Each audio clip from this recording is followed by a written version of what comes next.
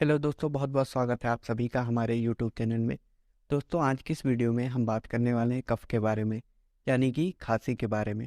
दोस्तों, आज हम जानेंगे कि ये कफिंग होती क्यों है, इनके सिम्टम्स क्या क्या होते हैं, अगर किसी पेशेंट को कफिंग होती है तो ऐसे में हम कौन कौन सी मेडिसिन देते हैं, इन सभी चीज़ों के बारे में आज हम जानेंगे। तो वीडियो शुरू करने से पहले हमारी छोटी सी रिक्वेस्ट है, हमारे चैनल को सब्सक्राइब करें, वीडियो पसंद आए तो लाइक करें और अपने फ्रेंड के साथ शेयर ज़रूर करें। तो चलिए शुरू करते हैं।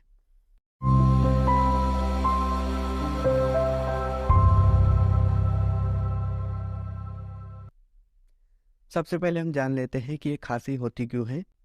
खांसी गले और लंग्स के इन्फेक्शन के कारण उत्पन्न होती है। यह अपने आप में कोई बीमारी नहीं होती है, बल्कि ये किसी दूसरे बीमारी की सिम्टम्स होती है।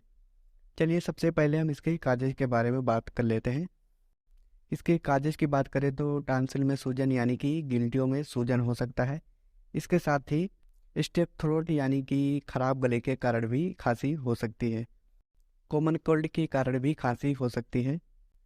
इसके अलावा वायरल इन्फेक्शन के कारण भी खांसी हो सकती है, जैसे कि चिकनपॉक्स, मीसलेस, मोनोन्यूक्लियोसिस। इसके साथ ही एलर्जी के कारण भी खांसी होती है और अस्थमा यानी कि दमा के कारण भी खांसी हो सकती है।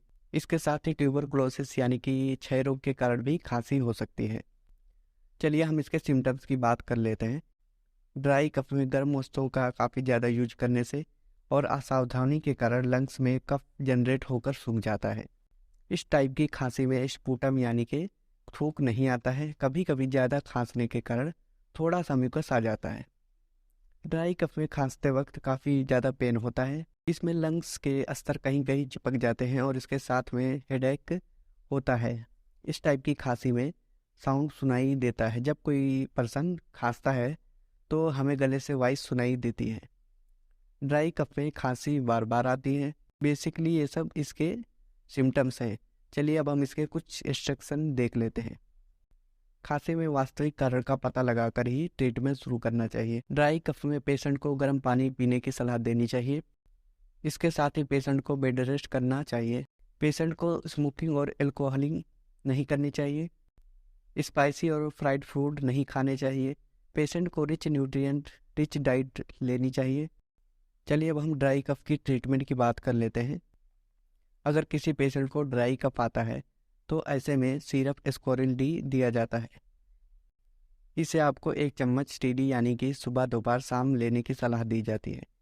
इसके अलावा सिरप ग्रिलिंगटस भी दिया जाता है। इसे भी आपको टीडी यानी कि सुबह दोपहर शाम लेनी है, अथवा इसके साथ में सिरप ग्रिलिंगटस यल दिया जाता है जो कि 1 चम्मच सुबह दोपहर शाम लेने की सलाह दी जाती है। इन तीनों में से केवल एक ही सिरप लेना है। इसके साथ ही एंटीबायोटिक भी दी जाती है कफिंग को ठीक करने के लिए। एंटीबायोटिक के तौर पर कैप नोवोमैक्स 500 mg दिया जाता है। इसे 1 कैप्स बीडी यानी कि सुबह शाम 5 दिनों तक दिया जाता है। इसके अलावा टैब लिवोफ्लैक्स 500 mg दिया जाता है। इसे भी 1 टैब बीडी 5 दिनों तक देना चाहिए। अथवा टैब ओरिडेक्स 300 mg दिया जाता है। इसे ओडी यानी कि दिन में एक बार 5 दिनों तक दिया जाता है।